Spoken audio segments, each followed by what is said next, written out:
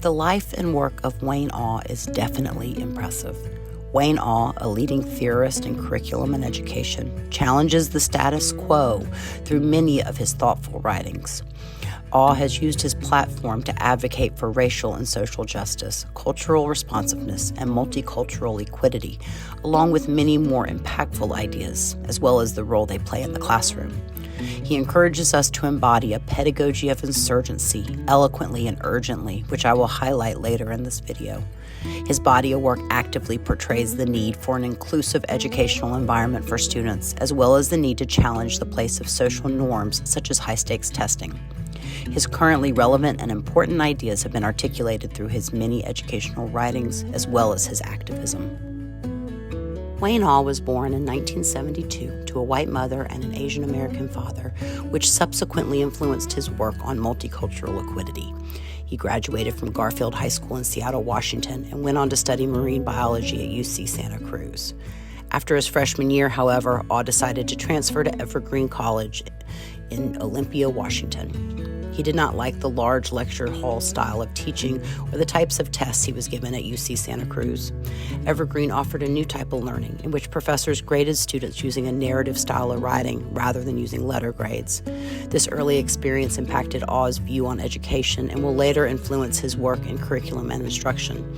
He graduated from Evergreen with a bachelor's in education, and he went on to earn his master's degree in education at Evergreen as well. Awe began his career teaching social studies at various schools, both at the middle and high school levels. Later, he returned to university and earned his PhD from the University of Wisconsin, studying under a well-known name in the field, Michael Apple. Awe lives with his longtime partner, Mira Shikakuro, and their 7th grade son. Wayne Awe is currently a professor and interim dean of the School of Educational Studies at UW-Bothell. Today, he is known as an activist and leading theorist in curriculum, advancing ideas such as racial and social justice, multicultural equity, and critical education theory, as well as many others. Awe has published many books, such as Marxist Education, Learning to Change the World in 2018, in which he managed to present his personal thinking, political aspirations, and social hopes in a thoughtful and unthreatening manner. Some of his other books include Reclaiming the Multicultural Roots of U.S. Curriculum, Critical Curriculum Studies, Education, Consciousness, and the Politics of Knowing, and Unequal by Design, High-Stakes Testing and the Standardization of Inequality. He has also authored and co-authored dozens of peer-reviewed articles. Furthermore, Awe has received numerous teaching awards, co-edited the award-winning Teaching for Black Lives, a collection of poems, essays, and art, and currently is the primary editor of Rethinking Schools, which is an ongoing publication committed to racial and social justice. Through Rethinking Schools, Awe helped to build the initiative, the Howard Zen Project, which is an activist approach to teaching and learning through offering free lessons and exercises. It goes without saying that Awe has had an impressive and impactful career thus far, and he is still young. There have been many theorists who have contributed to Awe's educational beliefs, such as Apple, Foucault, Freire, and Marx, to name a few. These giants in the field have helped Awe to articulate the ideas he feels most strongly about. One such idea, derived primarily from Freire, is that of dialectical materialism, which is a complex theoretical and philosophical system, according to Awe, laid out in the article Epistemology of the Oppressed, the dialectics of Paulo Freire's theory of knowledge. In this sense, all things are processes, impacting and building upon one another. Dialectics is an interrelated system, a totality, a chain of relationships and processes in which all things are connected. We have our subjective self in which we view and judge the world. There is also the material or objective world, which is there existing outside of human consciousness.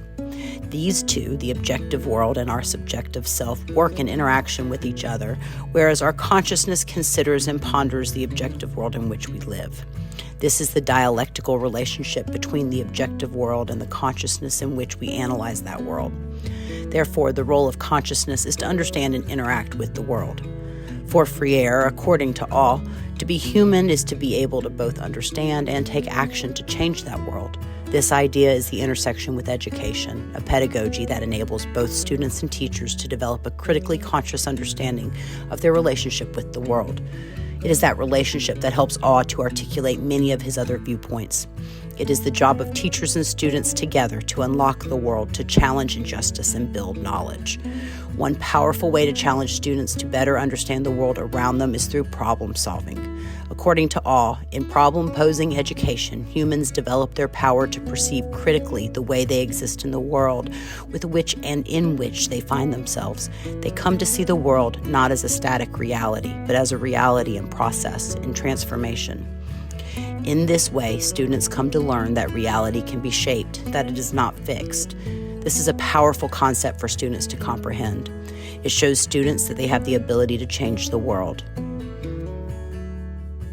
One of the most predominant themes in the work of Wayne Awe is that of the damage high-stakes testing is doing to our students, especially poor and minority students. Awe is a major advocate of the abolishment of high-stakes testing. He, along with Karen Gord, lay out a very convincing argument for the fact that high-stakes testing has a negative impact on curriculum instruction and the education of students in asinine assessment, why high-stakes testing is bad for everyone, including English teachers. However, this is far from the only article where he advocates against high-stakes testing.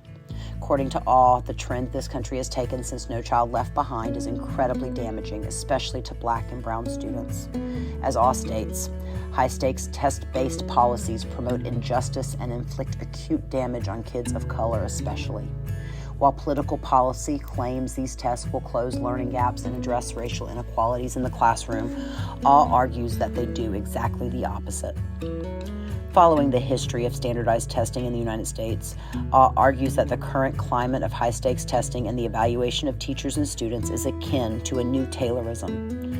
This idea originates with John Franklin Bobbitt, who was a predominant figure in education in the early 1900s, in which he advocated for schools to be run more like factories. This is actually an understandable prospect during this time of enormous growth in industry and population. They were trying to accommodate much larger numbers of students in schools. However, this idea of schools like factories in today's educational environment is incredibly damaging. In this age of new Taylorism, teachers are the factory workers who must work exactly as they are told. Awe explains the metaphor this way. Students are the raw materials to be produced like commodities according to specified standards and objectives. Teachers are the workers who employ the most efficient methods to get students to meet the predetermined standards and objectives. Administrators are the managers who determine and dictate to teachers the most efficient methods in the production process. The school is the factory assembly line where this process takes place.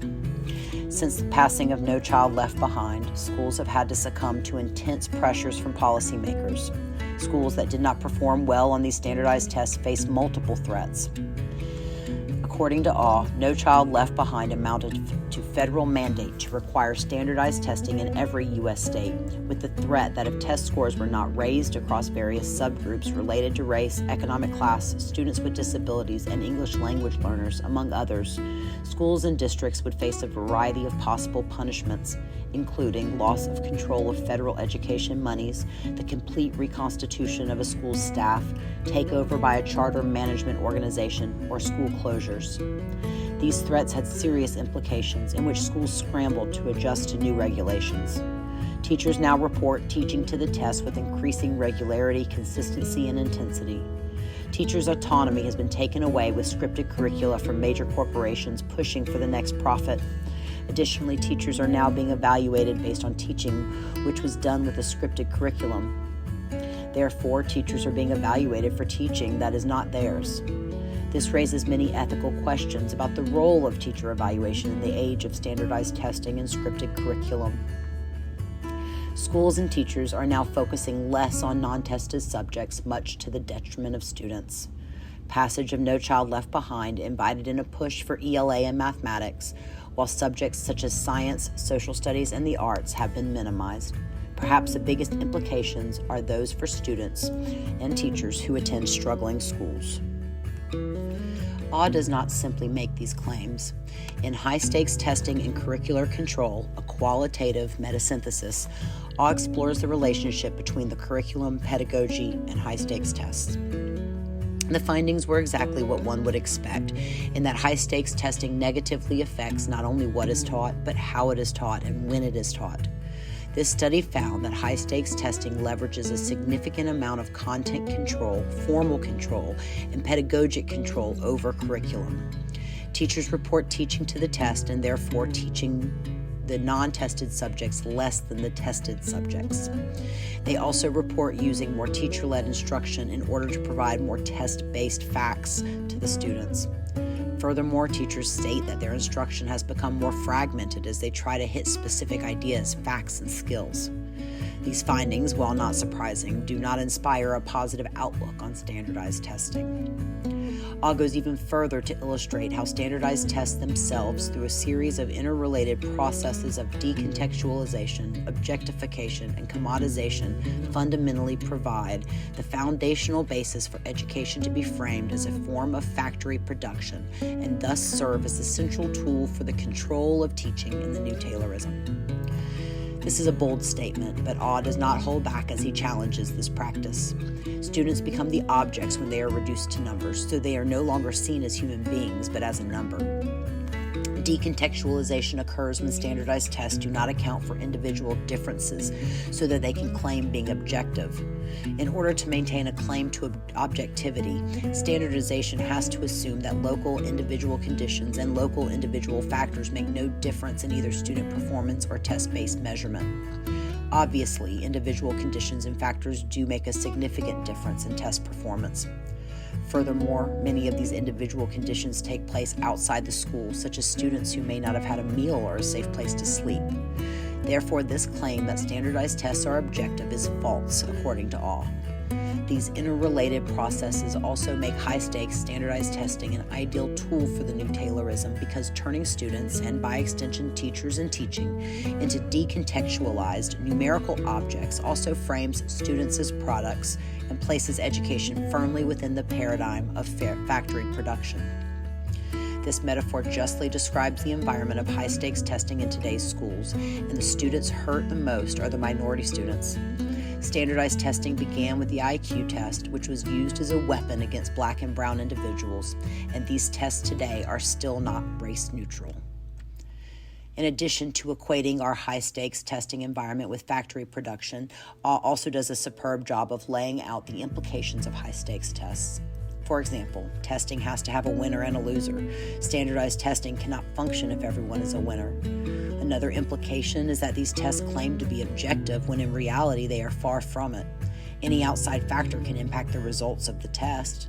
According to AWE and Gord, research presented to the think tank the Brookings Institute found that one-time, randomly occurring factors account for 50 to 80% of any gains or losses on a given student's standardized test scores.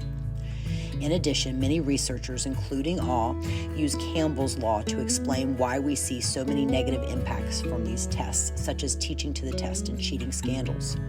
The researchers essentially argue that the quantitative nature of generating test scores, coupled with high-stakes consequences, ultimately corrupts the process of education that tests are supposed to be measuring in the first place. Therefore, not only is the test itself suspect, so too are the ways they are scored and used to evaluate teachers. Scoring of these tests is also called into question by AWE as he highlights the environment in which these tests are marked. According to AWE and Gord, perhaps the biggest issue is the lack of objectivity and accuracy in scoring of the tests themselves. The individuals who score these assessments have come forward to share some of their experiences. They receive less than $1 a test, so the need to score quickly impacts the validity of the final score. Moreover, test graders are often told that they are scoring too high or too low, and that they need to see more tests as a certain score. Therefore, a test which may have been scored as a 4 becomes a 3 or a 5. With so much inconsistency and subjectivity going into scoring, it is unconscionable that we are using such tests to make high-stakes decisions for students, teachers, principals, and schools. Furthermore, these tests are now being used to evaluate teachers, which is downright scary. Teachers are now more and more teaching to the test out of fear that their students will not do well on the standardized test. As we have seen, the impact of these assessments are having a deeply negative effect on students, teachers, schools, districts, instruction, curriculum, and pedagogy. Perhaps one day politics will catch up to what is right for students, cut out the corporate machine from our schools, and create a more inclusive and enlightening environment for teachers and students to share their expertise, learn, grow, and thrive. One major theme throughout the work of Wayne Awe is that of racial equality in education. An example of this is illustrated in his powerful article, A Pedagogy of Insurgency, Teaching and Organizing for Radical Racial Justice in Our School.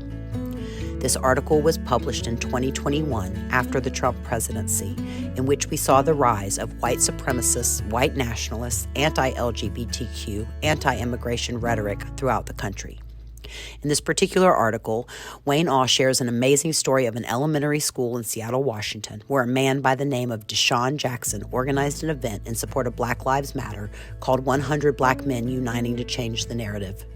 The event would welcome Black men from the community to line the street outside the school to welcome the children. Awe states, the idea was to get 100 Black men to line up outside the school to greet the students of John Muir Elementary as they came through the doors, giving students high fives, accolades, and cheers for the school day. This show of support from Black men in the community challenges, quite successfully, the idea that they are anti-education. On the morning the event was to be held, there was a bomb threat to the school. Apparently, the right-wing supremacists had caught wind of the event and cowardly made a bomb threat to try to deter the school from carrying out their plans for the event. While the district did officially cancel the event, Jackson and his supporters decided to proceed with the celebration anyway. According to Awe, this is an example of a pedagogy of insurgency. This event inspired other schools in the district to take up the call and participate in a Black Lives Matter Day at school. It also inspired the school system itself to declare the day for the district, and it eventually spread nationwide. The importance of the actions of the teachers from John Muir Elementary cannot be understated. Currently, we are living in a very challenging time as anti-Black, anti-immigrant, anti-LGBTQ rhetoric is becoming more visible. These trends are nationally consistent with various hateful policies advanced during the Trump administration. Unfortunately, some of these ideas can be seen coming from educators, which is downright frightening. According to Awe, schools are both producers and transmitters of broader social relations, so it should come as no surprise that some of these regressive politics can be carried into classrooms by teachers as well. Awe offers several examples of teachers expressing their racist beliefs online. Minority and immigrant students across the country are feeling higher levels of stress and anxiety in their school environments. This is exactly why a pedagogy of insurgency is needed in this country. The responsibility of K-12 educators is immense, and it applies to all students, no matter their race, religion, or immigrant status. Awe raises a cry to action in this article, as we must all be insurgent against the hateful ideas currently circulating the country. In Awe's words, based on my observations and analysis as both a critical scholar activist and someone who was directly involved in the local organizing with education activists in support of the Seattle Black Lives Matter at School Day, I articulate a pedagogy of insurgency as having several key aspects: bravery and risk, allyship and solidarity across communities of struggle, organizing and protest, critical analyses of power, curriculum of insurgency, contradictions of schooling and reimagining education, and connection to broader struggles and social movements. To embody a pedagogy of insurgency is to accept the very real risk involved. It means taking a stand against hateful and racist ideas in the classroom. It means organizing with the community and supporting anti-racist agendas. It means standing against injustice in any form, especially in the classroom. A pedagogy of insurgency also recognizes that part of our duty and mission as insurgent educators is to spread rebellion and resistance to injustice, states Awe. Awe also states that this pedagogy of insurgency requires a curriculum of insurgency that supports the ideas of equality and justice. Therefore, a pedagogy of insurgency is not only how we teach, but what we teach in order to promote these ideas of inclusion and acceptance. This feels like a tall order, and it is. However, it is only as big as the problem it seeks to stand against.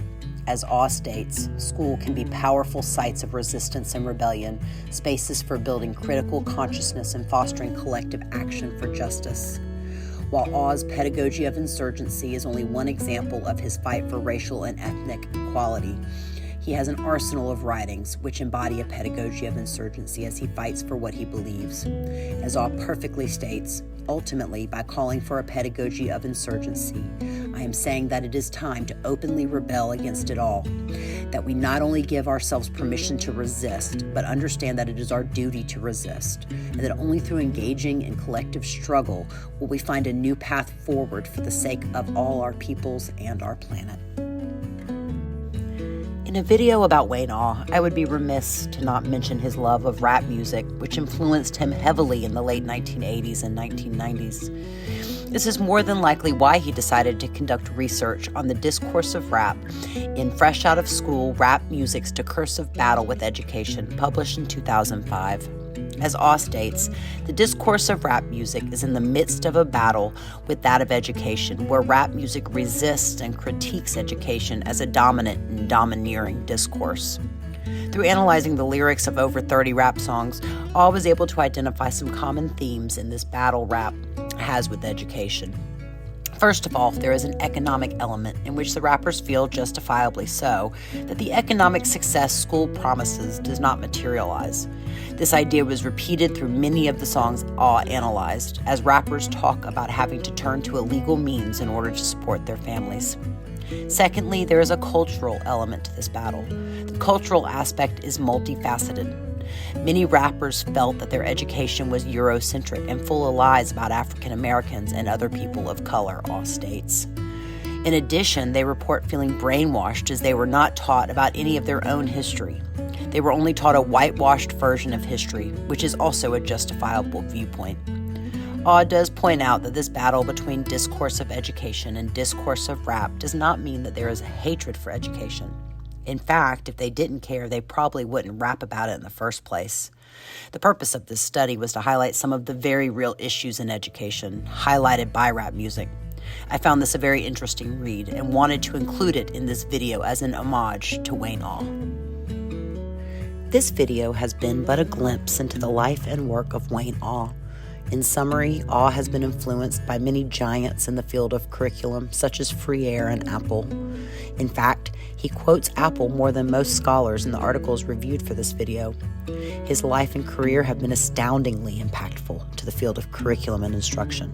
He inspires me with his political and social activism. He is a nationally recognized scholar who has made numerous contributions to the field of education. Awe has published dozens of writings and works as editor for some major publications, such as Rethinking Schools. His hard work has been rewarded with numerous awards and accolades. Awe provokes and ignites passion in me and many others through the recurring themes found in his writing. One such major theme is the negative impact high-stakes standardized testing is having on our schools, students, and teachers. Additionally, the rise of the scripted curriculum is having an equally negative impact, as teachers' autonomy is being taken away and students are now missing out on the individualized expertise educators bring to the classroom. All of these negative impacts are factors in what Awe calls the new Taylorism. Another major theme throughout Awe's work is that of multicultural liquidity in the classroom and the need to be culturally responsive in education today. Fighting for racial and social justice, Awe is an uplifting and inspiring voice for positive change. This is why, according to Awe, we need to embark on a pedagogy of insurgency in our classrooms, and I do not take this advice lightly. Awe has spent his career as an educator and an activist fighting for social and racial equity and justice, and he emboldens others to do the same.